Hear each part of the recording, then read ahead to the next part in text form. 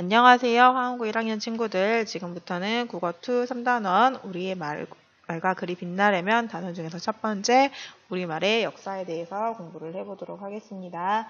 자, 우리말의 역사라고 하는 단원에서는요.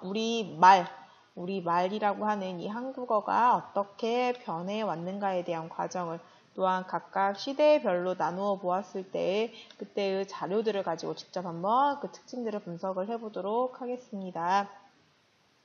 교과서 92쪽, 93쪽을 여러분들 한번 펼쳐주시기 바랍니다. 93쪽에 나와 있는 그림 보이시죠? 이 내용을 가지고 우리 같이 한번 공부해 보도록 할게요. 자, 93쪽입니다. 자, SF 영화 같은 걸 보면요. 어느 시대로 이동하든 간에 우리는 다른 사람과 어려움 없이 대화하는 경우들이 많이 있을 수가 있습니다. 그러나 이것은 좀 가능하지 않을 것 같아요. 무려 한 10년 전만 하더라도요, 여러분이 쓰고 있는 스마트폰이라던가, 컴퓨터, 태블릿 등이 전혀 발달되어 있지 않았었기 때문에, 이러한 단어들도 많이 변했을 거고, 보통 쓰는 발음들도 많이 변했을 거예요. 그런데 몇백 년, 몇천 년 전에 사람들과 자유롭게 얘기를 한다는 건 우리는 불가능하겠죠. 자, 언어는요, 이렇게 변하는 게 의문, 문법, 어휘면에서 변합니다. 의문은요, 우리가 뜻을 구별하는 가장 작은 소리의 단위라고 했어요. 자음이나 모음 또는 장음, 단음 또는 억양 같은 걸 얘기를 하죠. 문법은 말 그대로 우리가 문장에서의 전체적인 단어들의 흐름이나 또는 방식을 얘기를 하겠고요. 어휘는 말 그대로 단어를 얘기를 하겠죠. 이것들을 기준으로 우리는 어떠한 변화가 이루어지게 되면 시대별로 구분을 하게 됩니다. 국어의 변화는 차례차례 나타나는 점진적으로도 나타나지만 점차 변하다 보면 일정한 시간이 지나면 이전과는 굉장히 다른 모습이 보이게 될 거예요. 그래서 우리는 역사에 나누는 기준을 그대로 빌려와서 고대, 중세, 근대 국어 그리고 마찬가지로 현대 국어로 우리는 구분을 해보도록 하겠습니다. 자, 국어사 시대 구분의 기준을 여러분에게 쉽게 표로 설명해 드릴게요.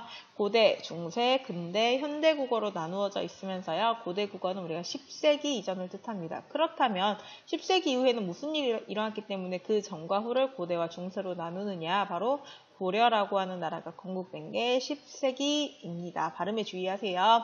자, 중세국어는 고려가 건국된 지 이후부터 16세기 말까지 이루어지게 됩니다. 그럼 그때는 어떤 일이 있었을까요? 그 중간에는요, 바로 15세기 훈민정음이 창제가 되면서 전기 중세국어와 후기 중세국어로 나누어지는데요. 즉 중세국어라고 하는 게 하나의 특징을 가지지만 훈민정음의 창제로서 나누어지는 앞과 그 후의 차이도 나타난다고 하는 점입니다. 근대국어와 중세국어를 나누는 기준은 임진왜란입니다. 임진왜란을 통해서 우리나라가 정치적으로도 굉장히 많은 큰 상처를 입었고 사람들도 많이 죽고 하였지만요. 문화적으로도 많이 달라졌기 때문에 임진왜란을 그 즈음을 기점으로 하고 있고요. 자, 근대국어는 그래서 임진왜란이 있었던 17세기 초 이후부터 19세기 말까지 19세기 말은 그럼 어떠한 일이 있었냐? 바로 우리나라가 개화기가 되는 시기가 이루어지게 됩니다. 그 이후부터 현재까지는 현대국어라고 이야기를 할 수가 있겠습니다. 여기 있는 이 기준은요, 여러분들이 꼭 잊지 말고 기억해 두어야 할 것 같습니다. 그럼 지금부터는요, 이렇게 구분해본 국어사 시대 구분을 이제 통해서 여러분들이 간단하게 특징을 소개하고 그 특징이 제대로 잘 나와 있는 자료를 같이 한번 보도록 할게요. 교과서 94쪽에 있는 내용을 요약하였습니다. 고대 국어라고 하는 것의 특징은요. 표기와 음운, 즉 글자 쓰는 것과 발음 면에서는요. 한자를 사용하여 우리말을 표기하였습니다. 아직 우리말이 만들어지기 전이었죠. 또한 음운 중에서는 된소리는 아마도 없었던 것 같다. 문법에서는 중세국어가 큰 차이가 없기 때문에 문법 부분에서는 우리는 중세국어 부분만 공부를 하면 되겠죠. 어휘라고 하는 부분 단어에서는요. 한자를 찾아하였다고 합니다. 찾아 동그라미 해줄까요? 찾아라고 하는 내용은요. 글자를 빌려왔다는 얘기입니다. 즉 아직 우리 글이 없었기 때문에 한자를 빌려와서 글을 썼다. 그 내용을 우리가 서동요라고 하는 작품을 통해서 직접 한번 설명을 하려고 합니다. 이 서동요는요. 사구체, 즉 총 네 줄로 이루어진 향가로서요. 신라 중기에서부터 이제 고려 초기에 많이 등장했었던 서정 갈래의 하나의 작품이라고 볼 수가 있겠습니다. 성격이 민요적이다. 즉, 동네 사람들이 많이 불렀다. 동요, 그 중에서도 아이들이 많이 불렀다.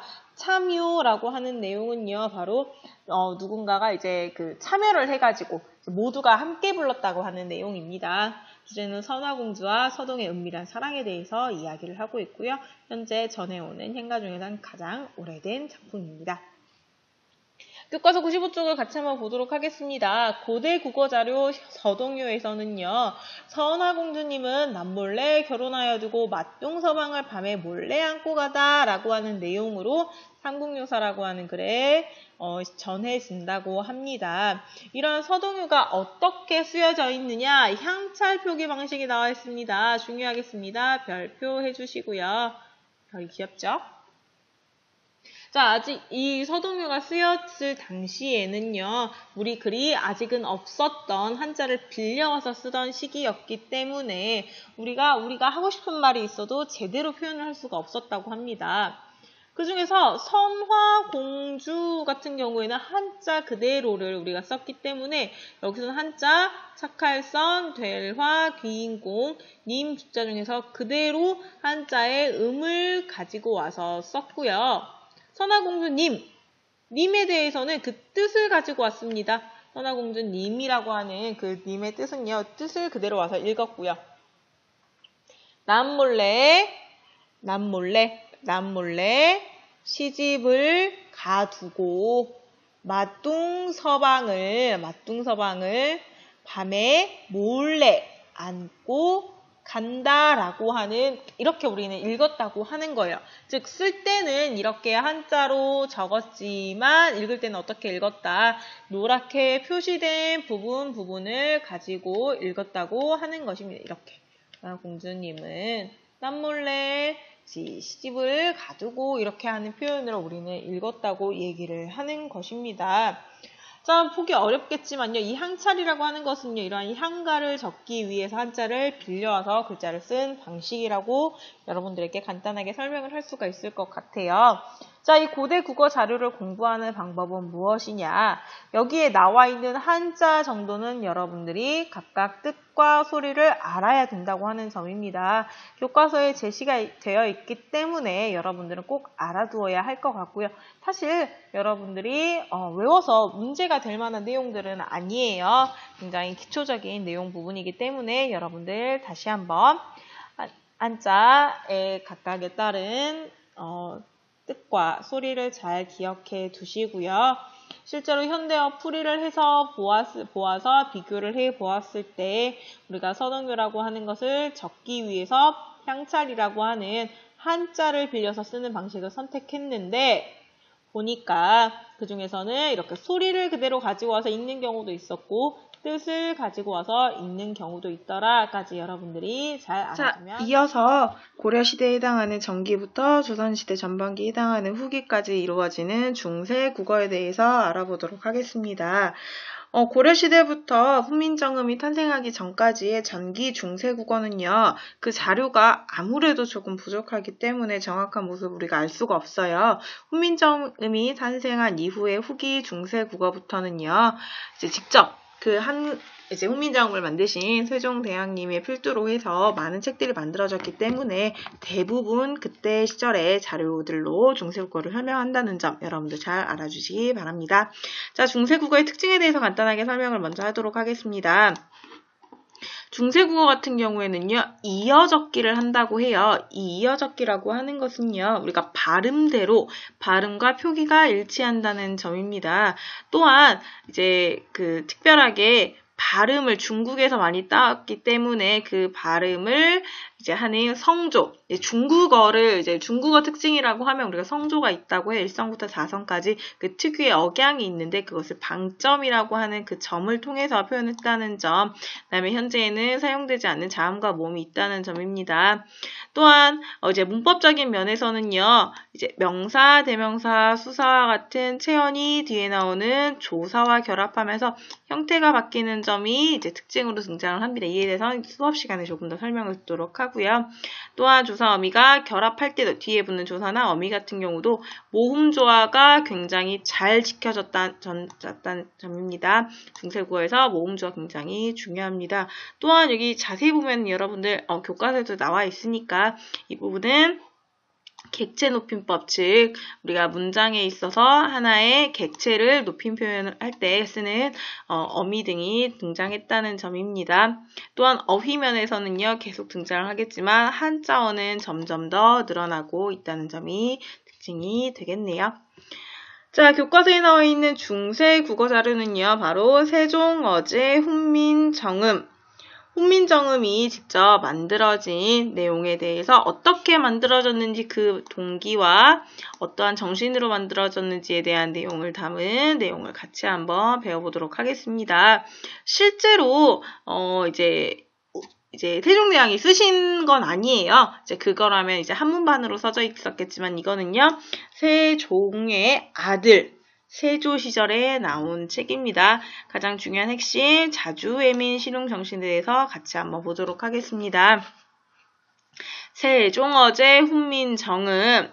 자, 밑에 있는 현대어 풀이를 통해서 같이 한번 먼저 읽어볼까요? 우리나라 말이 중국과 달라 한자로 서로 통하지 아니하여서 이러한 까닭으로 어리석은 백성이 말하고자 하는 바가 있어도 마침내 제 뜻을 펼치 못하는 사람이 많다. 자, 여기까지가 바로 첫 번째 문장이 되겠습니다. 간단하게 앞에 나와 있던 특징을 한번 살펴보도록 할게요. 첫 번째 특징이었던 이어적기가 나와 있었다. 그리고 방점을 찍어서 성조를 표시했다. 바로 여기 나와 있는 글자 옆에 있는 하나 또는 두 개의 점이 바로 방점을 얘기합니다. 또한 여기 이렇게 점으로 표시되어 있는 아래야라던가 등이 우리가 현재 쓰지 않고 있는 자음에 해당하겠고요. 이렇게 젠소리가 표시된 점도 특징을 다 알 수가 있다고 하겠네요. 자, 나라의 말씀이, 즉 우리나라의 말이 중국과 달라서 한자와로 글자로는 서로 통하지 아니하니까 이러한 이유 까닭으로 어린이라고 하는 단어는 어리석은이라고 하는 의미인가 봅니다. 백성이 말하고자 할지만 자신의 뜻을 넓게 펴지 못하는 사람이 많다. 놈이라고 표현을 했지만 실제로는 사람이라고 하는 뜻이라는 거. 내가 이것을 가엽게 생각하여 어여삐라고 하면 우리가 예쁘다라고 하는 표현을 생각하겠지만 이때에는 가엽다, 불쌍하게 여기다 라고 하는 뜻으로 쓰였네요. 새로 28자를 만드노니 사람마다 모든 사람에게 쉽게 익혀서 매일매일 쓰게 편하게 나는 하려고 한다 라고 하는 내용들이 등장을 합니다. 여기에서 세 가지 이 훈민정음에 드러난 정신을 한번 찾아보도록 하죠. 자, 첫 번째 자주정신입니다. 자주정신, 중국과 달라서 우리의 말은 중국과 다르기 때문에, 즉 한자어를 그대로 쓸 수가 없어서 나는 만들었다. 또한 내가 생각하기에 우리 백성들을 불쌍하게 여겼다. 애민정신. 또한 쉽게 익혀서 쓰기, 쉽게 익혀서 28자 가지고 내가 모든 글자를 만들었다. 세 번째 실용정신이 등장을 하게 됩니다. 여기에 나와 있는 세종대왕께서 실제로 훈민정음을 만들 때 어떠한 마음으로 만드셨는지 간단하게 설명을 해봤고요. 이번에는 근대국어로 넘어가도록 하겠습니다. 자, 근대국어는요, 훈민정음이 만들어진 이후 조선 후기 때부터 근대화가 이루어지기 전까지 이제 나오는 때이기 때문에요. 실제로 사람들이 훈민정음을 가지고 많은 글자를 썼다고 해요. 그러다 보니 다양한 자료가 많아서 그 특징도 다양하게 나타납니다. 글자를 쓰는 데도 있어서 이어적기, 발음대로 적기, 끊어 적기나 거듭 적기 등으로 혼란스러움이 일어났고요. 띄어쓰기가 이전에는 없었어요. 다시 한번 자료를 가볼까요? 문제가 선생님이 읽어서 여러분에게 이해를 하기 쉽게 하기 위해서 읽었지만 현대어 풀이와 다른 점은 바로 이 띄어쓰기가 없다는 것입니다. 거의 개하기 때인 이제 독립신문 이후부터 나타난다고 등장을 하고 있고요. 자, 받침은 디귿과 시읒이 구별되어 쓰다가 시읒으로 통일된다는 점, 우리가 받침에 있어서는 쓰임이 이렇게 달라진다는 점도 꼭 알아두시기 바랍니다. 성조를 표시하기 위해서 썼던 방점이 16세기 말부터는 드디어 사라지게 되고요. 자, 그 중에서도요, 이 표기, 음운 중에서는요, 현재는 잘 사용하지 않는 반치음이나 여린, 히읗 또는 옛니은 등은요, 이제 그 표기에서는 사라지게 됩니다. 즉, 이제는 쓰지 않게 돼요. 중세국어까지는 잘 쓰였는데, 근대국어로 넘어오면서는 잘 쓰지 않게 되고요. 아래 아라고 하는 것의 이 음가는요, 사라지고, 즉, 소리는 사라지지만 표기로는 남아있다는 점, 우리가 실제로 자료를 보면 알겠지만 자료에서 등장은 하지만 발음은 이미 변했다는 점입니다. 또한 이제 발음 면에서 국외음화, 이모음, 역행동화, 원순모음화가 등장을 하게 됩니다. 문법적인 면에서는 현대국어와 매우 유사해졌습니다. 즉 시대적으로 아무래도 현재와 가장 가까운 시절이기 때문에 유사한 점이 많이 나타나겠죠. 그 전 시대들보다는요. 또한 조사 결합할 때 바뀌던 세연의 형태가 고정이 되고요. 예전에는 주격조사로는요, 이만 쓰였지만 지금은 가라고 하는 조사가 새롭게 등장을 해서 쓰인 것들이 보이게 됩니다. 시제를 표현하는 어미도 등장을 하게 되고요. 어휘면에서는 많은 고유어가 사라져서 한자어가 우리말어의 상당 부분을 차지했다는 점을 특징으로 둘 수가 있겠네요. 자, 근대국어 자료는요, 총 2가지가 등장을 합니다. 이제 근대국어라고 하는 것 역시 시대상으로 조선 후기 초반에 있었던 때와 근대화 시기에 가까워지는 후기와 굉장히 모습이 많이 달라지기 때문에요. 근대국어 같은 경우에는 여러분들이 잘 보아야 할 것이 2개의 자료는 둘 다 같은 두시 언해라고 하는 작품인데 첫 번째 나와 있는 이제 초간본과 이제 중간본 해서 시기적으로는 거의 200년 가까이 150년 이상 차이가 나는 작품들이 등장을 하는데요. 여기에 나와 있는 내용들은 다 시입니다. 시 작품들이에요. 첫 번째 춘망이라고 하는 작품은 우리나라 사람이 지은 것이 아니라 중국의 작가 두보의 시를 우리말로 풀어놓은 시라고 하면 좋을 것 같아요. 쉽게 생각하면 우리나라에 있는 이제 외국의 유명한 작가의 작품을 번역해 놓은 그런 작품이라고 볼 수가 있겠네요. 나라가 망하여서 산과 강만 있고 성 안에 보면은 풀과 나무만 깊어 있구나. 자, 이러한 작품을 우리가 공부할 때는요. 자, 왼쪽에 나와 있는 본문과 현대어 풀이를 보면서 변한 것이 있는지 매와 강이라고 하는 산과 강이라고 하는 표현이 변한 것들 풀과 나무 거의 비슷하죠. 시절을 감탄하니 고적 그저 꽃까지 눈물을 뿌리게 한다. 이제 이별하여 있음을 슬퍼하니 새의 마음을 놀라게 한다. 봉화가 석 달을 이어지니 자 여기 나와 있는 내용이 바로 우리가 거듭적기 표현이라고 알 수가 있을 것 같아요. 이어적기, 거듭적기, 끊어적기가 혼란하게 나와서 근대국어에서는 굉장히 이해하기가 어렵다고 얘기를 했었죠. 미안해요. 자, 집의 소식은 황금보다 값지도다. 하얗게 샌 머리를 긁으니 짧아져서 머리 숱이 많이 적어졌다는 얘기했죠. 빈혈을 이기지 못할 것 같다. 내가 나이가 들었음을 얘기하고 있는 시입니다. 이제 한시를 이제 한자로 된 시를 우리말로 풀어놓은 시에 해당을 하고요. 이제 전쟁 이후의 슬픔과 가족에 대한 그리움을 얘기하고 있는 시네요. 자, 다음 시 역시 두보의 작품입니다. 강남이라고 하는 지역에서 이군현이라고 하는 명창, 노래 부르는 사람을 만났다고 하네요. 자, 이 시 역시 비슷한 느낌을 가지고 있습니다. 기왕이라고 하는 사람의 집 안에서 그 사람을 보았다면 바로 이 이군현을 보았는데 최고의 집 앞에서 내가 이군현의 노래를 몇 번이나 들었을까?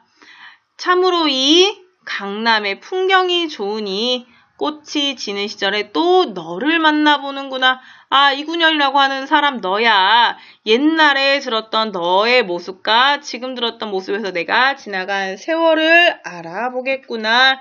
자유는 여전히 아름답다고 이야기를 합니다. 하지만 시간이 지나 나는 나이가 들었음을 이야기를 하고 있죠.